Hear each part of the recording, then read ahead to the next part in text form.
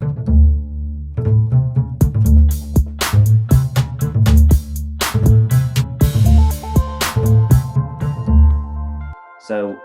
before we get started, just by way of an introduction, for those of you who don't know me, I'm Paul Barnes and I'm the Managing Director of MAP. We're an outsourced finance function exclusively for digital agencies.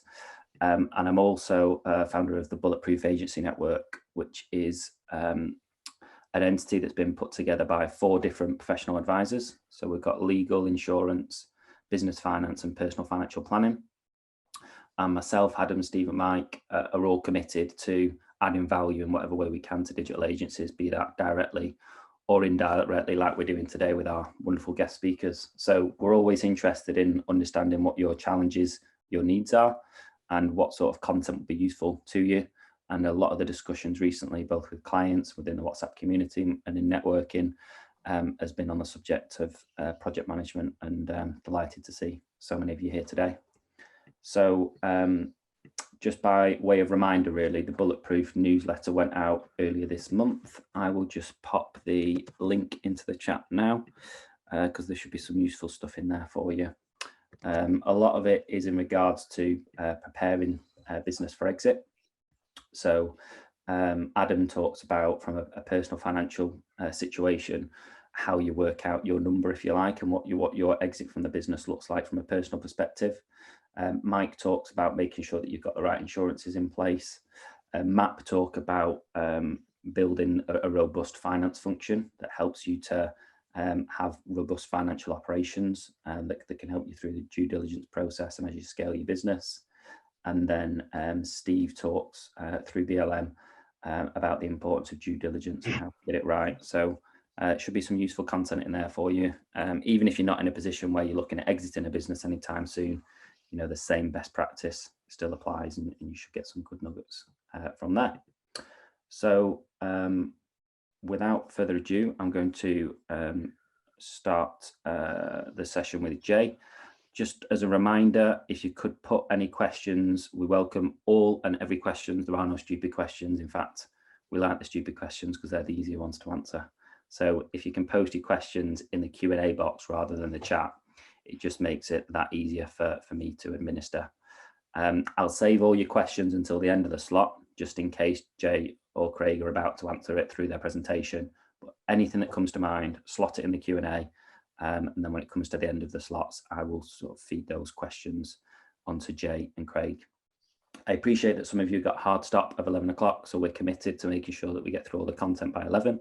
But if you decide that you'd like to stay and continue to quiz the speakers, then feel free to do that.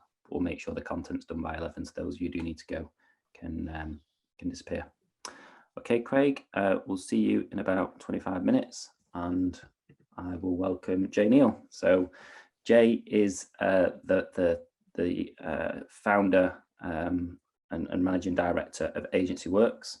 Many of you will know Agency Works through Synergist, if you're using that as a platform. Synergist is an agency management system that most of you will be familiar with, and many of you on here will be using as well. And Agency Works also provide consultancy around finance and operations, in addition to providing Synergist as a platform. So we're going to jump straight in, if that's okay with you, Jay. Yeah, perfect.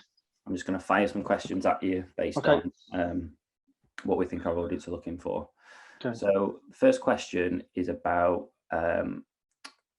planning, and why would you say that planning in an agency, how that has an impact on project management throughout the business? Yeah, okay. So I would say over the years of working in this industry, the most common question I get asked, without doubt, is what's the average utilization rate? I get asked it all the time. And my stock answer is, why does it matter? Because what a good utilization rate for one agency may not be right for your agency.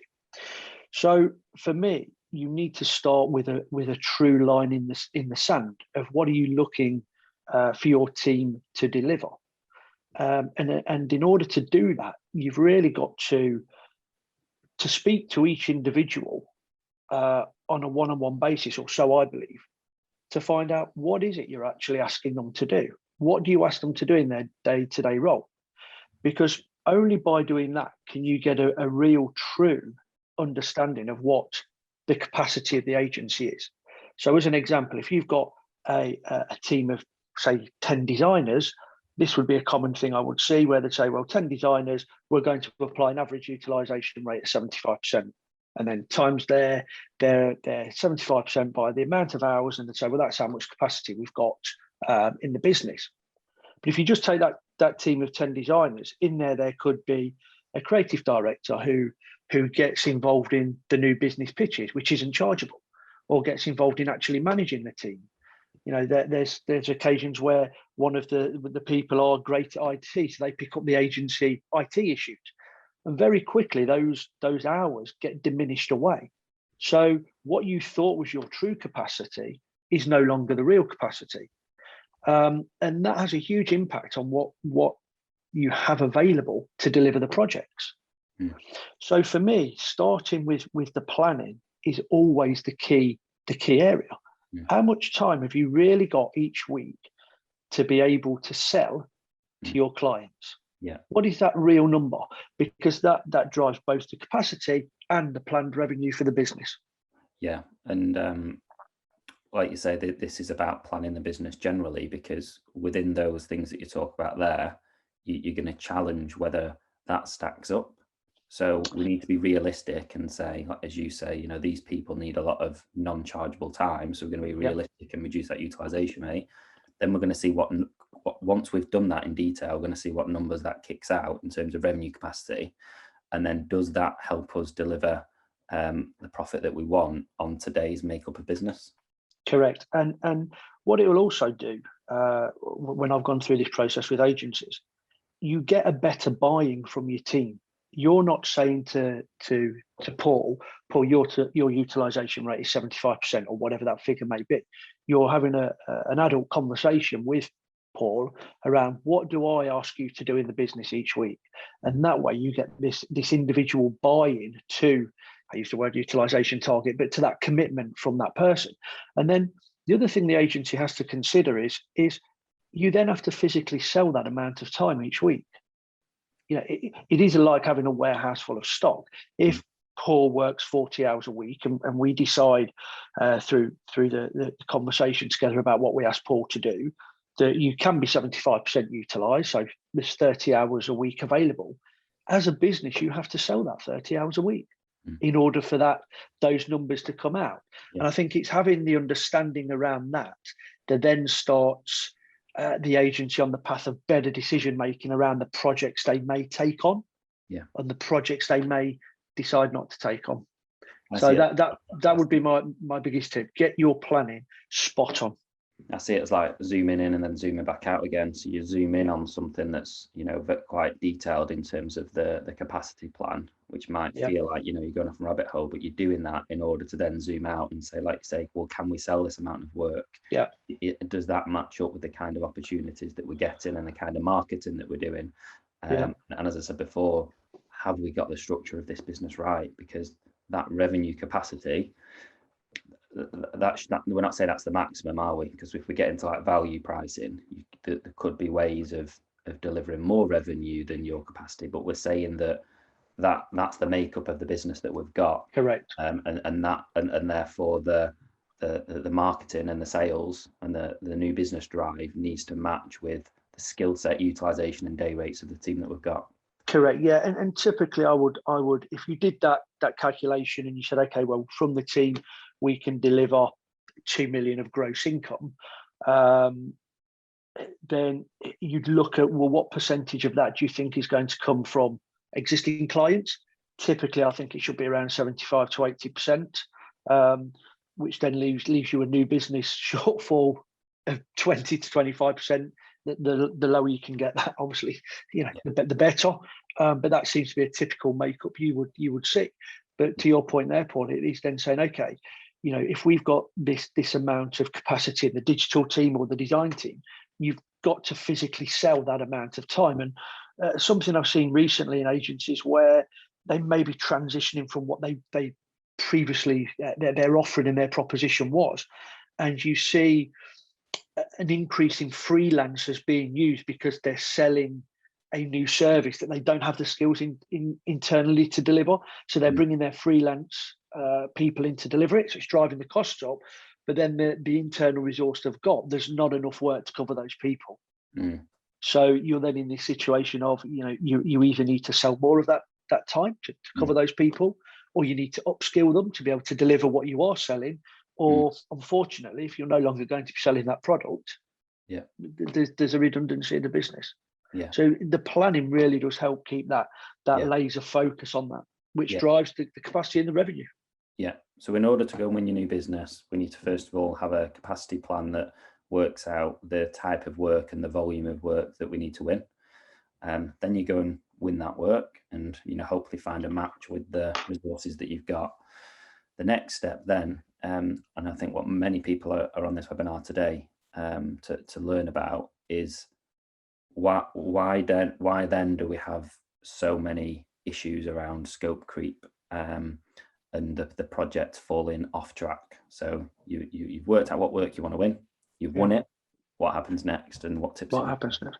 Okay, so I think that first word, you've won it, that's really interesting, because a lot of agencies that I see, they don't spend the right amount of time at the pitch stage, if it's a new client or it's an existing client and you're doing a project for them, of actually getting under the skin of what does the client really want you to do? What are they really asking you to do? And how long is that really going to take your team to deliver? A lot of the things I see have just been reversed engineered from what the client's budget is. So, they'll say, we've got a 10 grand budget, and someone say, okay, well, that's 1,000 hours. But actually, it may be that it's going to take 1,200 hours to deliver it. So the framework of delivering the project, or retainer's another example of where this happened, is incorrect in the first place. And if you just think of how that manifests itself then across the agency, you've taken on a job that the client's got a 10 grand budget, and you said it's 1,000 hours, or even if you're just managing the project to the recommended charge versus what the spend is, the 10 grand. All of a sudden, people are doing the work that it really takes, and you're burning through the hours, but you're not at the deliverable point. So if you said it's a 1,000-hour job, 10 grand, and you've spent 250 hours, in theory, you should be a quarter of the way through delivering the project.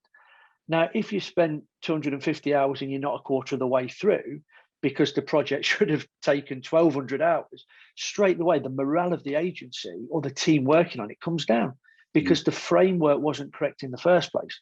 So I would say to agencies who are involved in the pricing, be honest with yourself, be absolutely honest with how long will this take, because looking at how long it will really take and what should you be charging will allow you then to make the commercial decision on, do you want to take it for the 10 grand when it should be 12?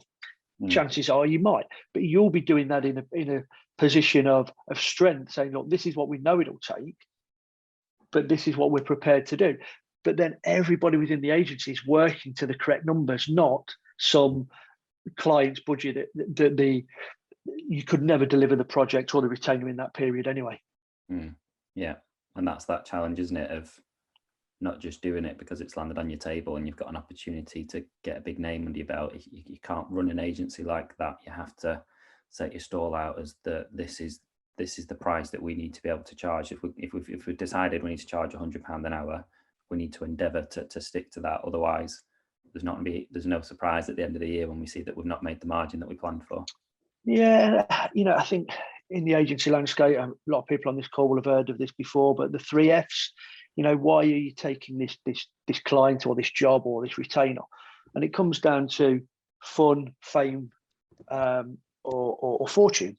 So some jobs you might do and you're not charging the amount of money you should because you think it'd be a great fun project to work on, and that's fine.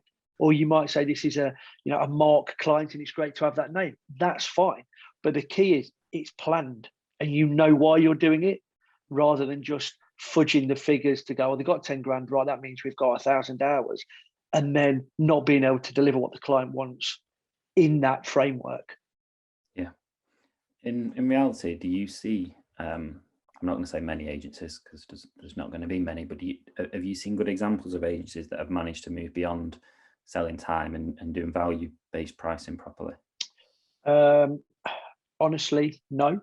I think for that to happen, there has to be a definite improvement in how agencies would approach that subject with their clients, because ultimately you've got to get the client, I guess, admitting to the pain the problem is causing them and actually putting a value on that pain.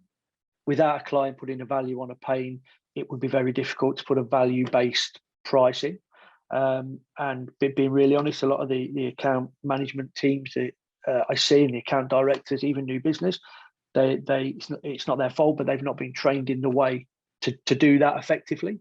So I think that would be one of the first points that the agency world would need to look at. How do we train our teams to be able to do that in a commercial way?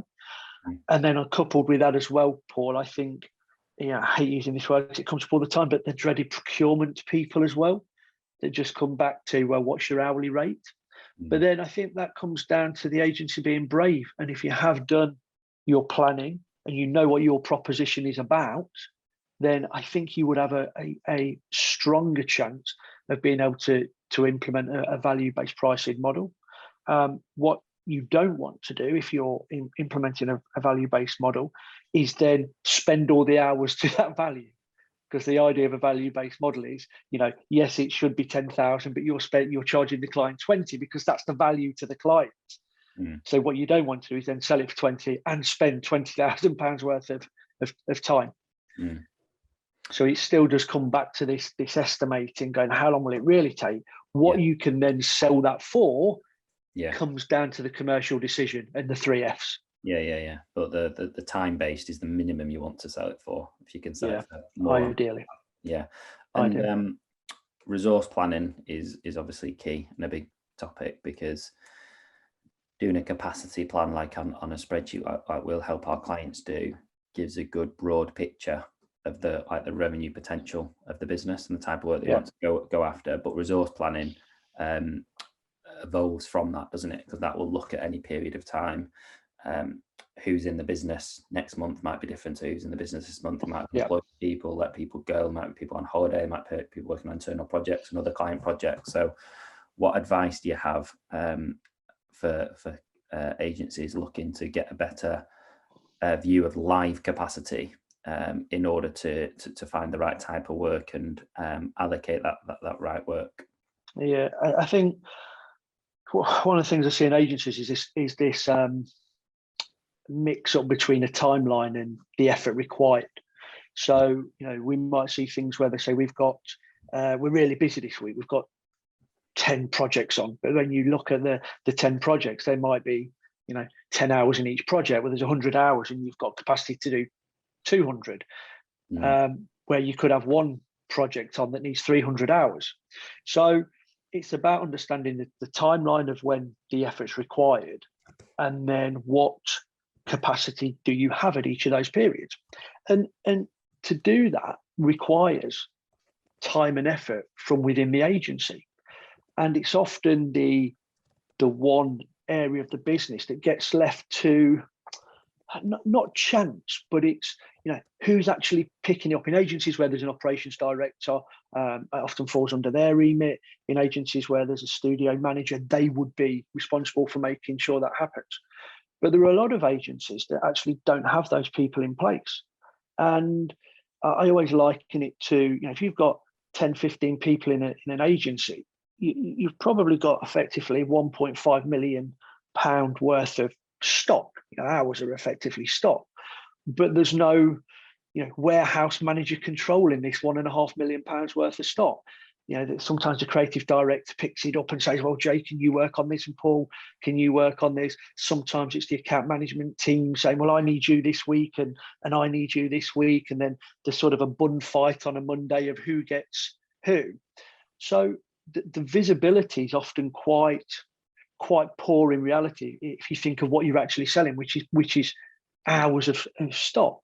So having an internal method of how are you actually going to deliver that, who's going to take ultimate responsibility for that, I think is really important, because it's getting those hours delivered on a week in, week out basis, which allows you to recognize the revenue to your P&L.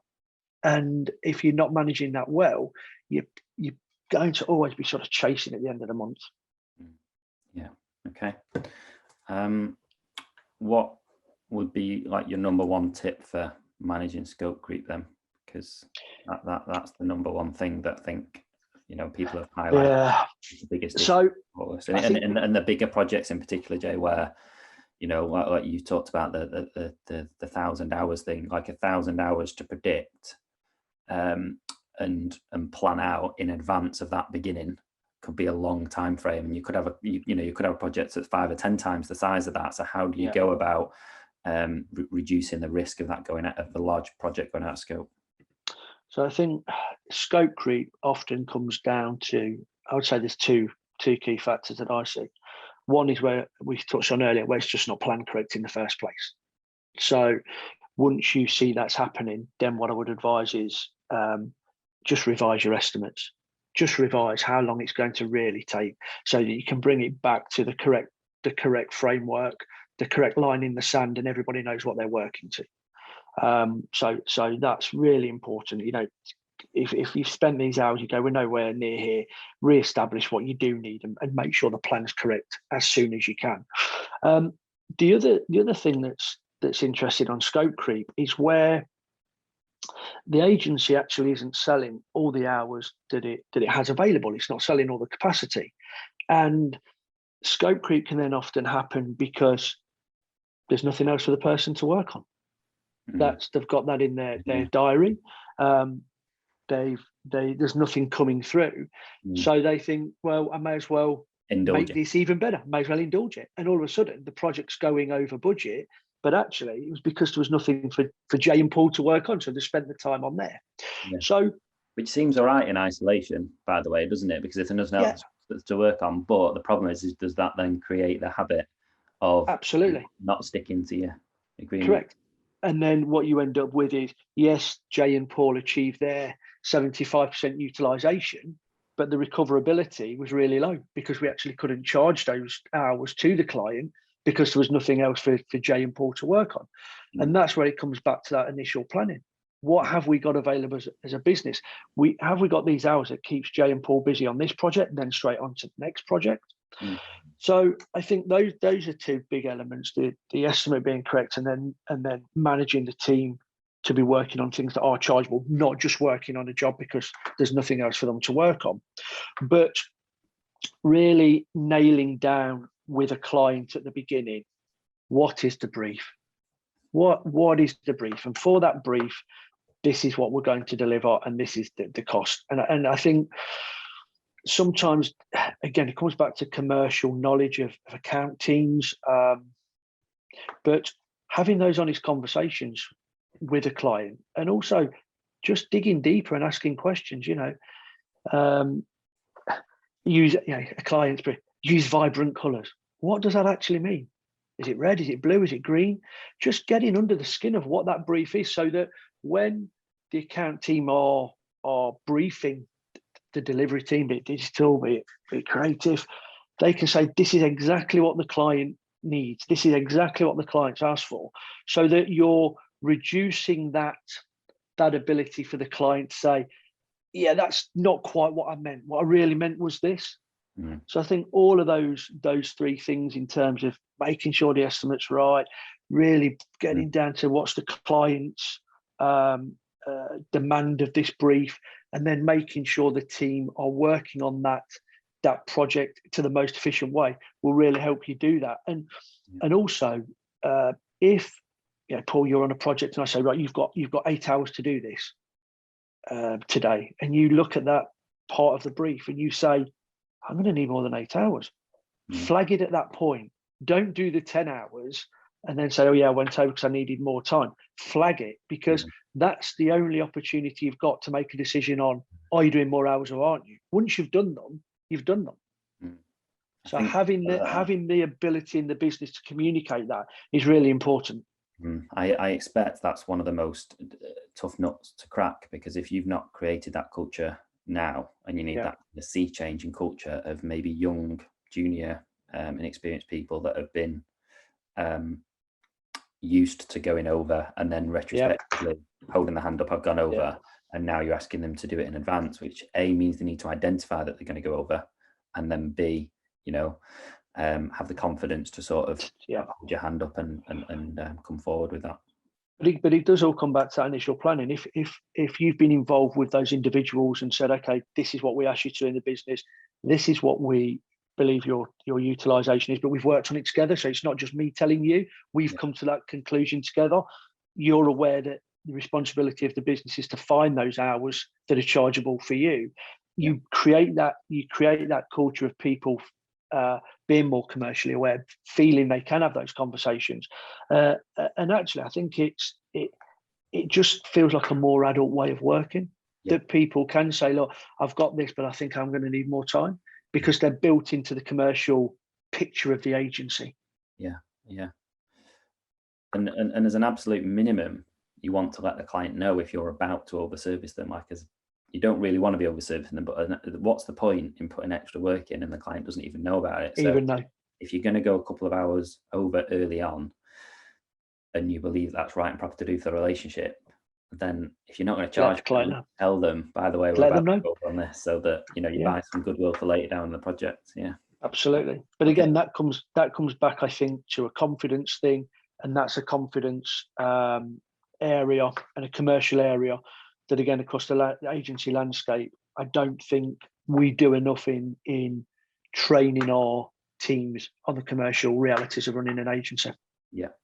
Okay, a couple of questions that have come through. So the first one's from James, and he's asked, do you have any suggestions for increasing the accuracy of estimating the effort of bespoke work, such as bespoke software features, for example? I would say it's really speaking to the client on what it is they exactly need, really nailing them down on that brief. And I know that takes a bit of time and effort, but in the long run, I think it'll be fruitful to do that. And then, unfortunately, James, it's you digging into your experience of what you've done in the past, where you've seen areas of problems, and putting something that you think is realistic. And it's that word realistic. It's not to fit the client's budget. It's realistically, how long will this take?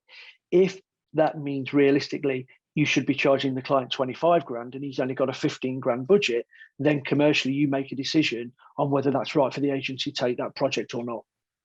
But really asking more questions in that first piece with the client about what is it you actually want, really get into the detail, because ultimately, if you just gloss over it, once you start delivering the project and the client saying, actually, no, I want this, that's where the scope creep's going to happen. So that brings us on to the next question from Steve, which is how do you resist the could you just question when the client casually says, oh, could you just do this for me? So again, I think this is people having confidence in commercial management of businesses. So could you just do this? So you could say yes. That's probably the easiest thing, and I think that's why most people say yes. But in reality, if you looked and said, you know what, we've got some time in the budget here, perhaps we could. Or if you said to the client, how much do you value that? Could you just do this? Okay, how much do you value that? And if that was worth it to the client, then if you're managing that relationship well in a commercial way, there shouldn't be a problem in saying that would cost X to do. But it comes back to that commercial training of the teams, of being confident to have those conversations. So yes, it's really easy to just say, yes, of course we could, but just ask yourself this question: who's paying for it, us or them? I'd be interested to speak to Mike at some point on this, Mike Henderson, because I think that there could be like an insurance issue with just taking on work that you've not formally engaged for either as well. So like if you were to just say, yes, I'll do that piece of work, and actually there's not been a formal proposal with your terms and conditions that specifically says that that's a piece of work that you're going to deliver, if anything was to go wrong, you're maybe not as protected now because it wasn't agreed in the initial scope. So that's where you could say, yeah, of course we can. I'll send over our change order request, so that we can give you a quote for doing that work. And I think the majority of people accept that if they're asking for something that's outside of the scope, you've got a process that you need to go through, and that just helps them to play more nicely. Because if, like you say, if all you do is agree to do it, then you're just digging a hole for yourself, really, both from a scope perspective, but also from a protection perspective as well. Yeah, and I do understand it's really difficult for account teams. They develop relationships with their clients, often the clients, and then become almost friends in some respects. I have it with my clients, but ultimately we work in commercial operations, and if the client wants to still enjoy the relationship with that agency and those people, it has to be paid for, because if it's not paid for, the business isn't going to be there. But I do think it comes down to that commercial training of the teams and just giving them the confidence to have those questions. Because even if you think of the worst scenario here, could you just, and I think often these could you just, in the client's minds, they are quite small things. But when you go, well, it's an hour here, and an hour here, all of a sudden a lot of small things can be, $1,000, $2,000. And if you scale that up over lots of projects, there's your lost revenue for the year. And it's about just having that conversation about how important to you is this, and if it was going to cost this, would you do it? Because the worst it can do is say no, and you do it anyway. But at least you've had the conversation about the money. Yeah. Great. Mike, do you want to just jump back on? I just stuck it in the chat anyway, to be fair. But with most of the professional indemnity insurance covers that you will get, they are specific for any breach of contract cover. There has to be a written contract. Naturally, you can still sue an agency for negligence in what they deliver. So that doesn't mean that you don't have any cover if you don't have a written contract, but breach of contract cover is one of the key bits. And then there's the sort of the grey areas to whether you take on contracts that you cannot deliver. So, for example, if say you're under-resourced or something, and you know that you're under-resourced, and there might be a chance you can get someone in, but the chances are you're not going to be able to fulfill the contract. Technically, there's usually exclusions and stuff on the policy anyway. In reality, we have seen claims paid where agencies have agreed to stuff they blatantly can't deliver and have still been paid. Yeah, but the client wouldn't need to know that. I'm talking now, like in terms of your relationship with your client. You would say, so for me, Steve, the answer is yes, of course we can. Here's our change order form, which has a paragraph of text based on what Mike's just said, that, we have to follow this process to make sure that we're both properly protected, and to make sure that we schedule the time required for this extra piece of work. And so that, we quote properly and you agree that it's a price that you're willing to pay. So for me, the answer is always yes. Here's the form to start that process. Brilliant. Okay, we need to finish up. Jay, thank you very much. If you don't mind hanging on until just after 11, I'll bring you back on for any further. Shall I stop my video now, Paul? If you don't mind, Jay, please. Yeah, no problem. Thank you. Cheers. Shortly. Craig, if you want to jump on, and Steve, I think you're coming on as well. I am. Yeah, sorry, it's a joke I make often. I'm ruining everybody's experience by the fact you can see my face. So thanks very much, Paul. Jay, thanks for me. That was a really, really useful discussion, certainly to a professional services audience, actually, that works with agencies dealing with projects like this very often. And leading on to that, I'm going to introduce you to the spectacularly shirted this morning, Craig Taylor. Craig and I go back a long way, don't we, I think? Getting on for about 10 years now or thereabouts. And if you look, 2011, I think, yeah. Something like that. If you look back through Craig's CV all the way back to Ripple Effect back in the day, he's had some really valuable first-hand experience of working on projects of all shapes and sizes for all different kinds of clients. So just as much as we got a lot of insight out of Jay's discussion, I think we're only going to find something similar out of Craig. So Craig, I'm going to bow out and turn my video off. Over to you, mate. Thanks very much. Thanks, Steve. Right, good morning. So, yeah, my name is Craig. I've known Steve for 10 years. There's a few people on here I've known for considerably longer. I had my own agency for 10 years, sold it in 2010. Since then, I've done a mix of e-commerce and CMS projects, awful lot of project management, product management, consultancy, training.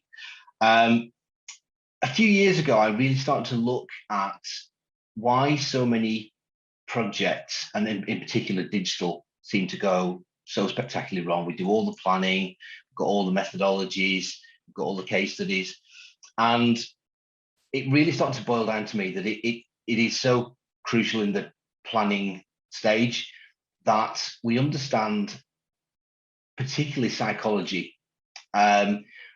We are still in a relatively new sector. There's still an awful lot of learning. There's an awful lot of young and relatively inexperienced people. And the key thing, it always came down to the decisions and the psychology behind the decisions. I became really fascinated by the fact that we so rarely introduce psychology into planning and what we do. And that really took me down a different route. So I really started to introduce that into the UX training that I do. There's an awful lot of psychology about typography and how visual communication, layout styles, color theory, all that kind of thing. And it just took me down a slightly different path. And as I started to learn more about it, I started to become increasingly aware that there are a small number of cognitive biases, thinking errors that creep into so many projects, and you can start to see a lot of the similarity. So that's kind of my focus. I'm not going to tell you about a particular methodology being better than any other. But what I'll do is I'll start the. This is where I really hope technology is on my side. I'll come on to let you know, Craig. Yeah, that's working great. Thank you. Okay. So we threw out the poll to everybody. I listed my 10 suggestions for reasons why projects go awry, and it was fairly unanimous and fairly clear feedback with the top three. Not surprisingly, scope creep was by far and away the most popular that people wanted to hearing about. But obviously planning, pitching and estimating. Now, I know Jay's gone over a few things, and there's lots of things that I was kind of nodding my head to, and I've made some notes here. So I'll refer back to what Jay was saying. But let's start with some really sad news. Doing a bit of research on this, I mean, IT projects particularly are notoriously unreliable. You might need to look at track and trace. 70% of digital transformations fail. Now, I see that digital transformation to me is a large-scale shift, so that's fairly scary at 70%. McKinsey, 16% of executives say their digital transformation efforts are succeeding. Again, pretty sad to hear that. IT projects are notorious, digital projects even more so. And I think this is what prompted me to really start to look a few years ago at why so many go so wrong, to the point where we've almost accepted that failure is inevitable. And there is almost a mindset of what you're going to do. You know, so many projects fail, and it's sad there's that acceptance without really kind of trying to challenge it. So anywhere between 50 and 90% reporting digital projects are failing. Digital projects shouldn't be any different to any other projects, but they are. Or in digital, our failure rate is pretty spectacular compared to other areas. I mentioned the top 10 reasons. Paul went out. Obviously, scope creep, planning, estimation, by far and away. Managing people and clients was an interesting one. And I think that's probably something we'll come back to, because obviously, because of the time, I wanted to really focus on the 2 points that people said were most important to them. Before we start taking ourselves out into the street and giving ourselves a good kicking, we're not alone in projects failing. NHS, patient records, Crossrail. I don't think anybody's actually used Crossrail yet. And obviously, most recently, the most famous one is track and trace is having some real problems. So we're not alone. So I threw out and said poorly understood business cases, time and again. poor risk management and risk assessment, misunderstanding and wrongly implementing project methodologies. There's a whole day I could start to look at that. Managing people and clients was, I think, finishing either third or fourth place. So again, that probably feels like that's another day. Balancing projects and business as usual. I was actually reading an article about this the day. That's one of the main issues for ops directors, is they struggle to balance project teams and business as usual teams. Employing the wrong people or employing the right people in the wrong way, I think, will be the important one with that one. I don't think there's definitely a wrong person as such. They're not in the right environment.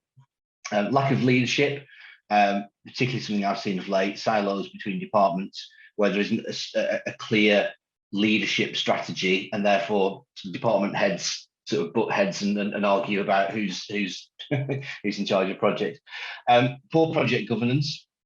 And then obviously the two main ones, scope creep and bad planning, pitching and costs. So why? It's almost always down to people, sadly. We are very rarely working with a HEL 9000 that has its own sentient sense of humour. The technology that we're using is a technology that we have made. So it's indirectly or directly always down to people. I've mentioned before, we ignore psychology and focus on technology. And again, you know, we are the people creating the technology. We are the people using it. We are the people interpreting it. And I've lost count of the number of times that agencies have blamed technology, and I've got to ask them who actually built the technology. We make the same mistakes repeatedly. Again, really sad that I see agencies continuously making the same mistakes. I don't think we invest enough in project management as a skill, as a profession. I'll come to that later. And I think sadly there's an acceptance of failure. We see that IT has high failure rate, and we can lump ourselves into that. And there's become almost an acceptance that, well, projects do fail, and some of them will, but certainly not to the extent that we've seen. So scope creep, the devil. What is it? Well, the PMI says basically it's adding features and functionality without addressing the effects on time, costs and resources, which is a bit of a mouthful. I'll come to how an easy way to break that down. But obviously that suggests that it is a change, it's features and functionality, and the important part is that we're not addressing the effects of it. So scope creep in itself is not a bad thing if it's accounted for and we manage it properly. It is different to changing the scope consciously. And again, that implies that there is a scope initially, and genuinely, it's not that long ago, I've worked with agencies that have a statement of work that is little more than a glorified invoice or a glorified kind of pitch deck. The easiest way to explain this is what we call the kind of the pick two bit. So basically you can have quality, time and cost, but you can't have all three. And I think if people learn that and have that up their sleeve, that would address a lot of things. Going back to Jay's point about can you just, absolutely, yes, I can just. Here's the change control, and by the way, it's going to affect one of these other two bits.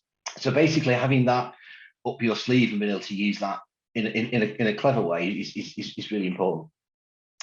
So what causes scope creep? The number one thing is either no statement of work or a badly written one. A proposal is not a statement of work. It's one of those things where you've got to find a balance. If you take it to infinity, you can have a huge amount of detail and nothing would ever get missed.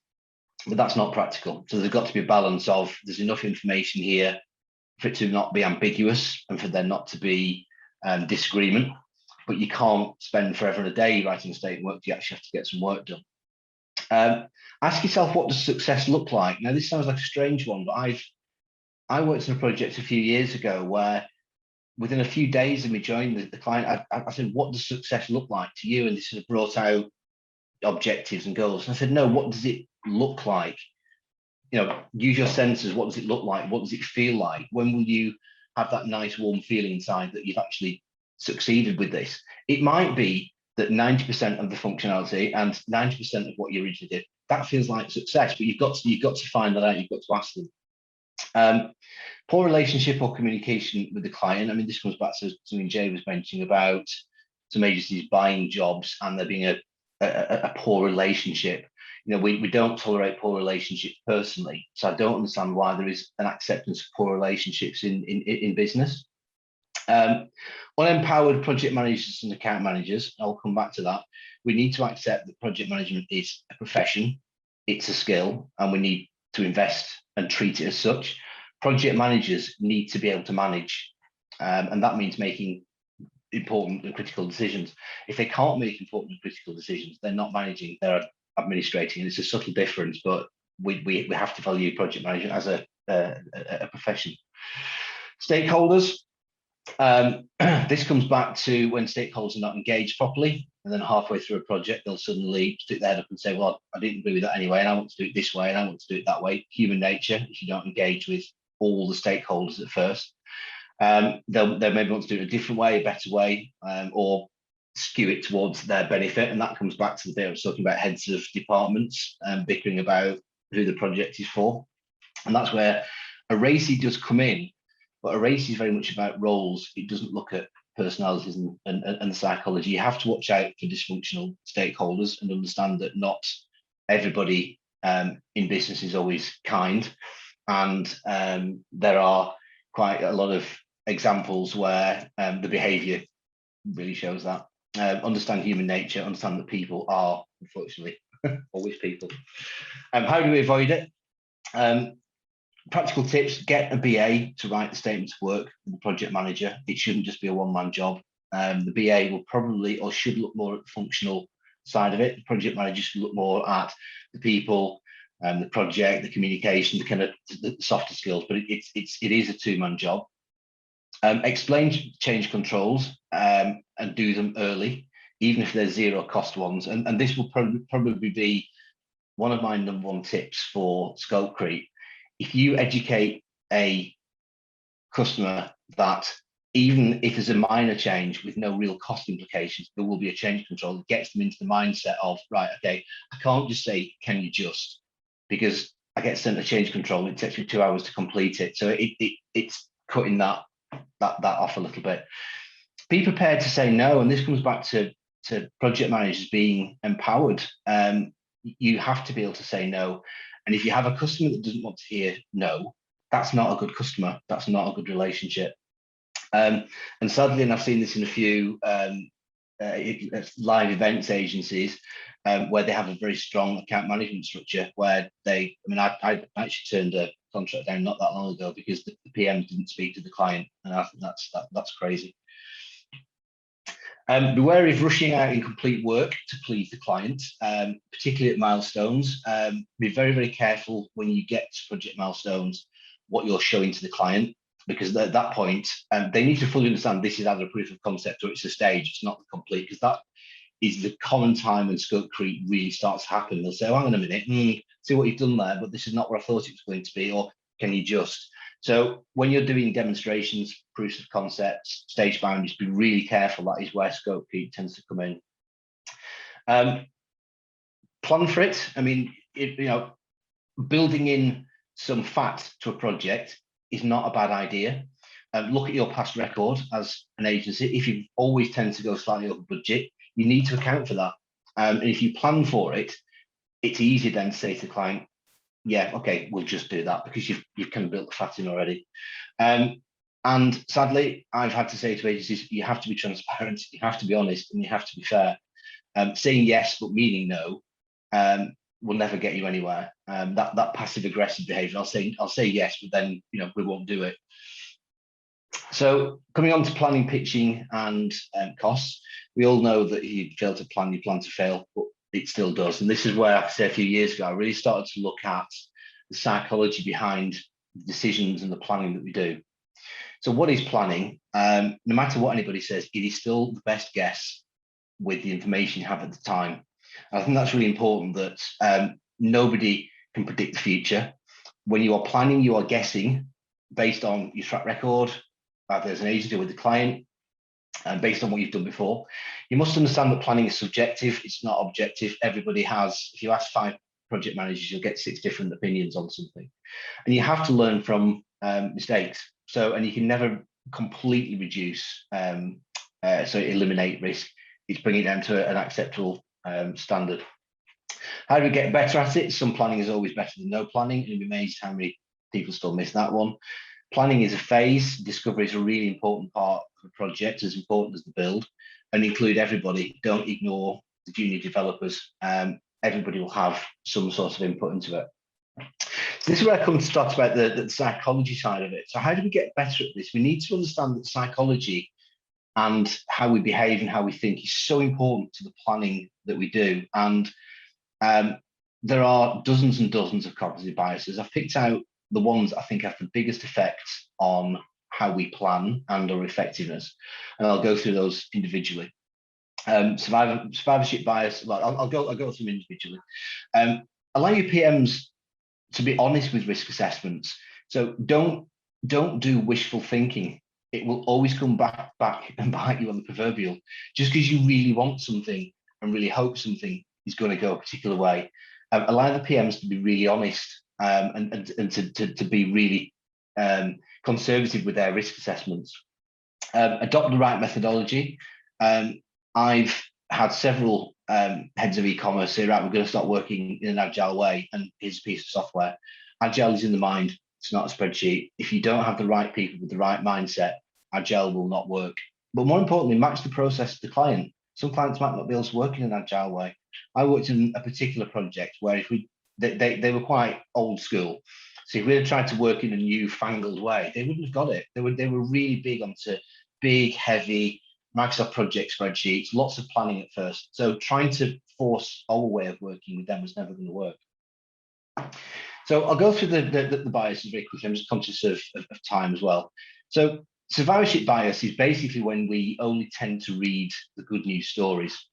It's when we go out, and the best example of this is every teenager thinks they're going to become a rock star because rock stars are everywhere. They never read about the ones that fail. And that skews our thinking a little bit. It basically, we overestimate our chances of favourable outcomes for projects based on reading about.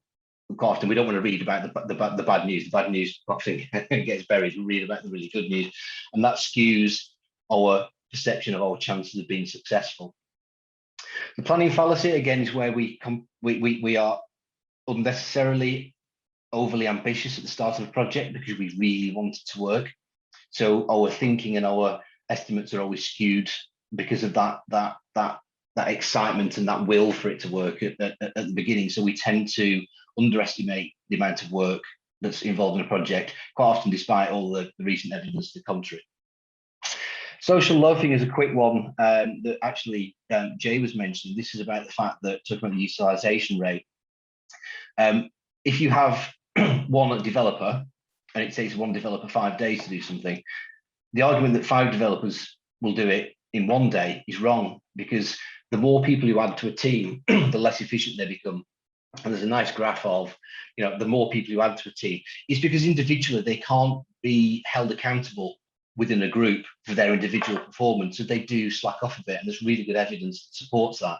So you've got to be aware that the more people you add to a team, and I think we're mentioning about bringing in freelancers, the bigger the team, the less percentage of each individual's utilization you're going to get.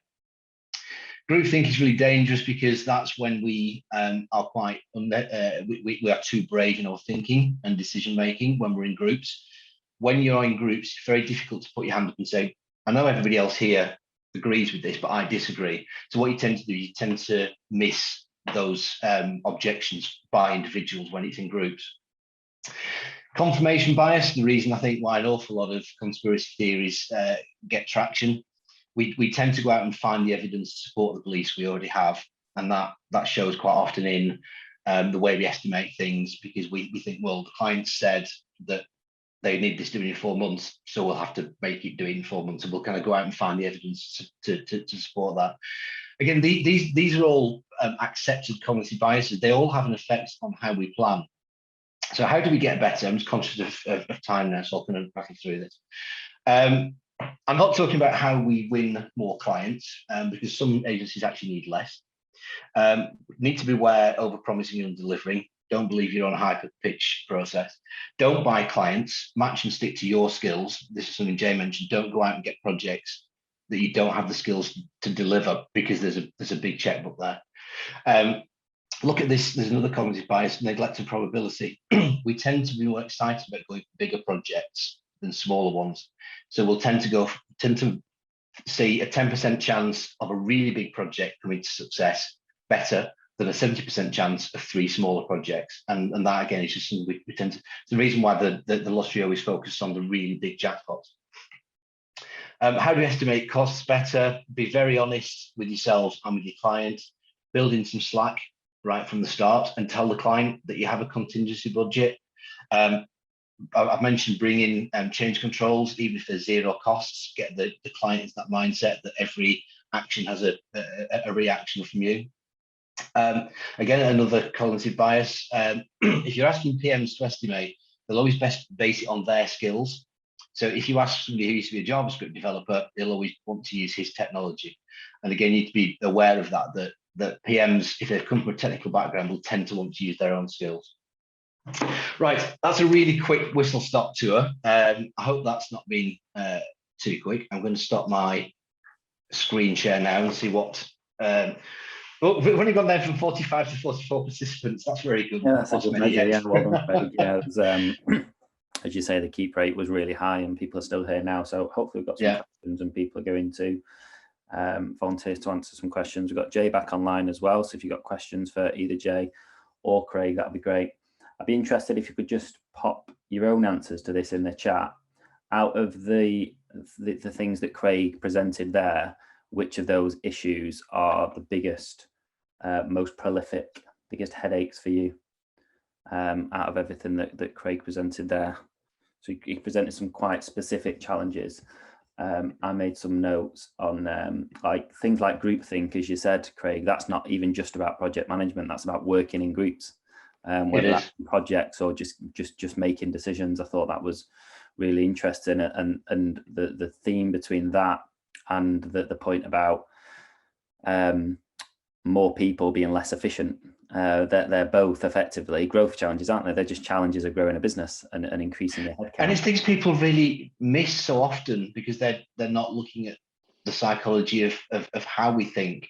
They're focused on technology and the decisions. Okay, I've made a decision, but you start looking back at why was that decision made? What what in your psychology led you to say that particular answer, to give that particular direction, and very few people pick up on that. So yeah. And then something that you both referred to, Jay talked about fame and fortune. Sorry, what was it? Fame, fortune, and fun, fame or fortune. Yeah, and then Craig, you talked about the fallacy of estimating, like underestimating to convince yourself that you can do it, as actually you're best estimating truly, and then holding your hand up saying we're doing this for fame or we're doing it for fortune, rather than fudging the estimate. Yeah, it's sad to me how many businesses try to buy clients, and it's such a short-term way of doing it. You know, that it's far easier to run 2 big projects than 4 small ones. Or they think, you know, we'll go for that because they've got a really big payoff. But is it, you know, is it better to have 2 big projects or 4 small ones? Depends on what type of projects they are. But the understanding why we make those decisions, I think, is the important bit. The other thing that creeps in there, Paul, is you're midway through the month, you're a few thousand off your target, something comes in, you take it because you think it's getting you to where you need to be. But in reality, if you get it wrong, it's sending you backwards. Yeah. So it is about having that confidence of saying, this just isn't right for us, or this is the wrong project. But you know, people are running businesses and there's a revenue shortfall and they take the project to cover the revenue shortfall. But 9 times out of 10, it's the wrong decision. Yeah, I had to explain to somebody quite senior only a few years ago. Do you realise if you took that project? Do you realise if you didn't take that project, your business will be more profitable? And I couldn't understand it. And it's like, seriously, you've lost money on that. If you hadn't taken that, you would be more profitable as a business. Well, I don't understand that because we've got this deposit, we've got that, and we've got, you know, look at what you brought in to what it's cost you. Yeah. And you mentioned morale. You know, the morale of working on a project where you know all the hours have been spent. And I can say this now because it's gone. Reading Room had a terrible back catalogue, and this is 10 years ago now, of projects that nobody wanted to be involved with because all the hours had gone. Yep. And how demoralizing is that? Like, even if you're just making a small margin, for the amount of effort and headache and energy that you put into it, to not make a healthy margin. Yeah.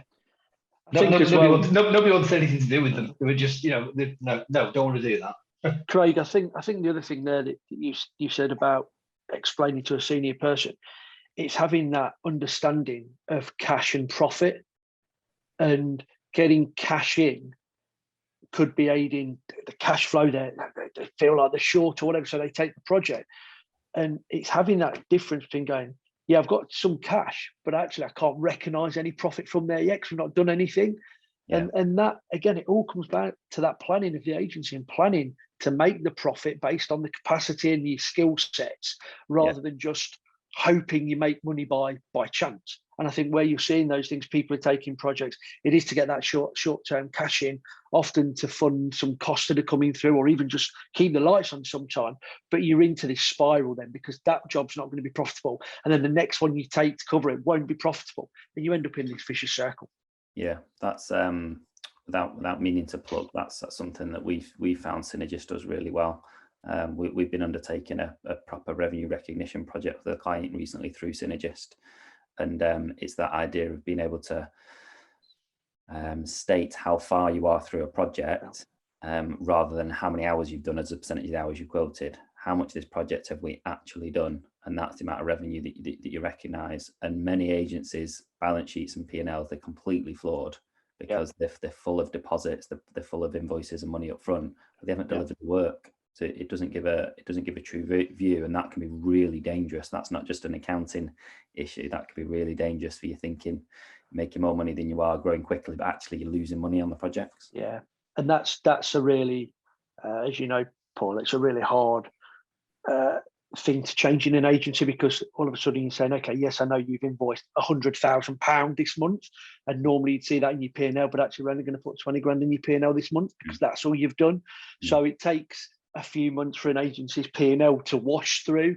At least, definitely, and the whole change in terms of how you view it as well. But for me, it's about aligning operations and finance. Finance should be the language of your operations. The two things shouldn't be separate. Yeah, absolutely.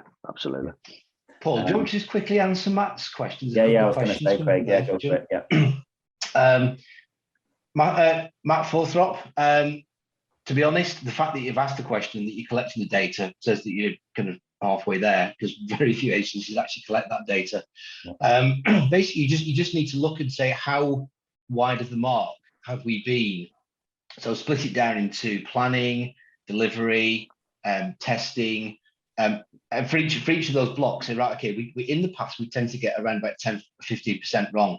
So when you do estimates, just introduce that. That is what I call, before, that's your fat, that's your contingency, based on the fact that you know that you tend to do that. The fact that you're collecting the data already, I think, is brilliant. I would just say, don't just collect it, use it. There's a question from Justin. Do you want to grab that? Just quick on that, Craig. The thing that you've mentioned a few times, I think, is absolutely brilliant, is that the most complex part of all of this comes down to people. So, you can have all the data and you can have all the reports, but, he's gone. It's dropped out. Are you back? Yeah, no, it just dropped off. But you don't, as you said before, you don't solve a problem with spreadsheets. You don't solve a problem with reports. You solve a problem by getting people to change, and that's the most complex part. And if you stop before you've worked hard at that bit, you're actually not going to make any difference. Justin, do you want to answer Justin's?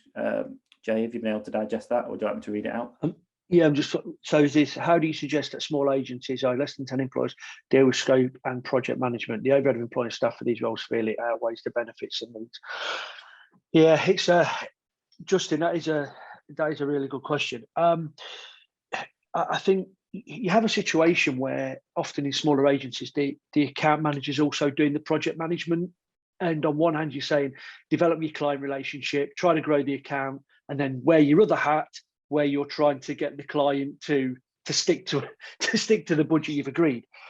I would say it comes down to understanding there is only one role in that situation. Less than 10 people, it's going to be the same role, but then making sure that the role has been briefed correctly on what that actually means, and that they're the right people to deliver that role.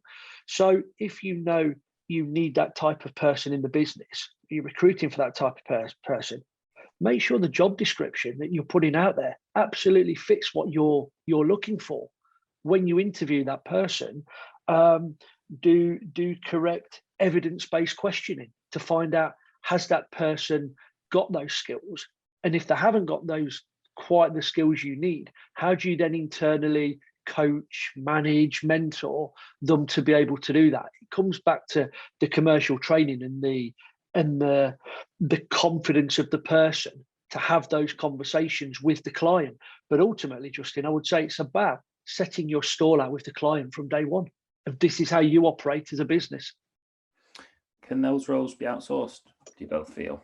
So if you've not got many projects, maybe you've got big ones, so you need a business analyst, for example, up front, but you've only got 10 employees, as Justin said, that might feel like a big investment for a small agency. Is it too crucial a role to outsource?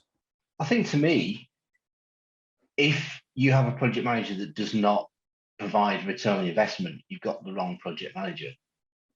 To me, if your project manager does not make you 30 or 40% more profitable than their salary cost, you've got the wrong person in the wrong role. Outsourcing it possibly, but if you outsource it, they're never going to have your back in quite the same way as one of your employees would. What about the BA role, Craig? Because that's slightly different, isn't it? Because my understanding is the BA role is more upfront work, whereas the project manager needs to be there throughout the project. I think a BA and a PM, it's very difficult to get someone who can do both. And if you've got an agency with less than 10 staff and you're going to bring 2 expensive bodies in, that probably is quite a big ask. But I would say a good PM with good account management skills, i.e. they're happy talking to customers, they can be honest with customers, they can be strong with customers when they need it, and is analytical enough to rip apart customer requirements and turn them into a good statement of work. That somebody who can do have those 3 strings to the bow would be worth their weight in gold. Yeah, but it's a hard role to find. I mean, I'm constantly getting asked, good account managers or good account directors, that when that role gets combined, and it is in the smaller agencies, often an agency, I think, will often appoint incorrectly. They've not really done the due diligence on the person. So they'll say, oh, we've taken this person on, but they're not delivering one part of the requirement. It's almost, you've got to get down to that real detail of what are you going to get from that person? Do they fit what the business needs at that point? And in the areas where they're not as experienced or as advanced, then you've got a responsibility as the business owner, the employer, to work with that person to get them into your speed of what you actually do want. Having regular PDPs, setting objectives, it's all part of managing the team, isn't it? But it's one of the things that a lot of businesses see as it's additional overhead, so it doesn't get done. But that's what I'm talking about. If you then planned out your availability right at the beginning, it's all fitting the puzzle of running a business and the jigsaw of how much time is this person really going to have? How much time am I going to need to spend mentoring them? Because then that has an impact on what I can deliver. Yeah. So it really is about planning that business and making sure your framework's in place to deal with these situations. Final question for you both then. Obviously, this is a massive topic area and we've gone into loads of different areas today, and we'll probably need to do a follow-up at some point, I think. There's so much more to go into, particularly, as you said, Craig, like the people side that we've started going into now. But if you're an agency looking at this now, been struggling with this for some time, and there's so many parts to it, what would you do in terms of where you would start working through this process? What would be your starting point, or what would be the framework that you look to guide you? So what? Sorry, Jay, do you want to go? No, I was going to do, for me, I would get my line in the sand correct from day one. I would rip up what I had. If I was going into an agency, I'd go interview all the team. I'd find out what is the real capacity of this business, what can we really deliver, and then I would be looking at what type of projects are we bringing in, how does that fit the team, how many do we need to do, what length of time do they need to be over. So I'd get the planning correct to start with. because for me, that drives everything I think you'll go on to say now, Craig, about managing the team, the people, the psychology around it. But if your starting point is incorrect in the first place, you really are going to be struggling. Yeah, I think I'd echo that. Just learn, for me, most agencies know about whether they should work in an agile way, a waterfall way.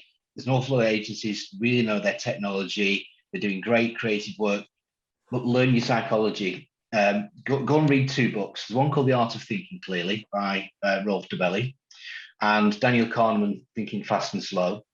They will teach you an awful lot about planning and estimating, how you manage people, how decisions are made. Have a look at the personality types of the people you have in the team, particularly when it's a small team, and then look at the sort of client you want. I always go back to when I had my agency, one of the earliest clients I had very much came along from the point of view of, I'm amazing, we've got this amazing thing. Again, you talked about the fame bit. If you do our website, it'll open all these doors. And that relationship was terrible for years because it was always, we're better than you kind of mentality. And the guy was genuinely gobsmacked. And I said, you know what? You constantly berate us and put us down and make us feel little. We don't want to work with you anymore because it just destroys morale and it doesn't feel like a good relationship.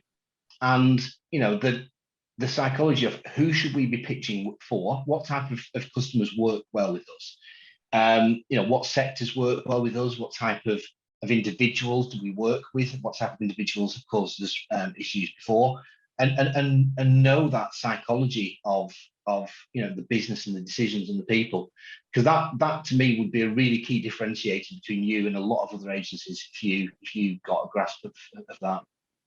Yeah, I agree. Being strict with who are you taking on that fits the proposition of the agency, the team, the culture.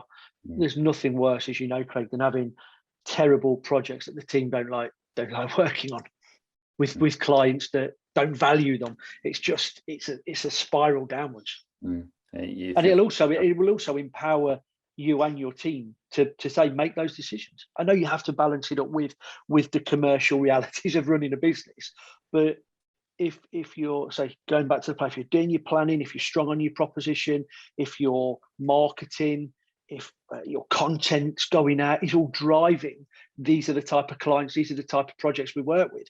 It shouldn't just be down to chance then of you taking what lands through the door. You should be able to have a planned approach to running your business. Is it fair to say that sometimes you have to take a step back in order to move forward? So, your revenue might not grow as much as you would like next year because you're going to take on the right clients, and that might mean taking on the right clients and feeling able to say no to things is such a powerful and liberating feeling. To go, sorry, you're probably a great project, but you're not the right fit for us. Will just make you feel so much stronger and so much more in control. And as well as clients, the other people are your team as well. So, like, again, along the same vein, focusing on your existing team before you start to throw more people into the mix, and how you go through that change management with your existing team to be more brave and be more disciplined. Yeah, absolutely. Yeah. But I think a lot of it comes down to, quite rightly, Craig said about investing in project management. I think along with that, investing, whether that's time or money, probably a bit of both, commercial training for your teams. You said what looks good, what does look good, what are you all striving towards, what are you all trying to achieve? And by having those honest and open conversations within the agency, you will empower your team to feel they can have those conversations with the client. Because a lot of the time, teams just feel they're being beat up by the clients all the time. Yeah, brilliant. All right, thanks, guys. We're going to wrap it up there. We will have the slides from Craig, links to Jay and Craig's stuff and LinkedIn profiles so that you can check in with them, contact them about anything you would like following today, in an email that will come out on Thursday morning. So that will include the recording from today. So feel free to share away with members of your team that couldn't make it today, anyone that you think might find this useful, and reach out to the guys. You're welcome, Louise. So the next event will be 10 a.m. again. And that will be the 30th of June. So details of that to come soon. But if you've enjoyed today, then please just pencil that time in your diary and block that out. and we'll have 2 more guest speakers on in a few weeks' time. That leaves me to just say thank you, Jay. Thank you, Craig. Thanks for being open and honest and sharing as much as you could in a short amount of time today. And I'm sure we'll be hearing from you again. Thanks, Paul. Thanks, everyone. Cheers. Take care, everyone. Bye.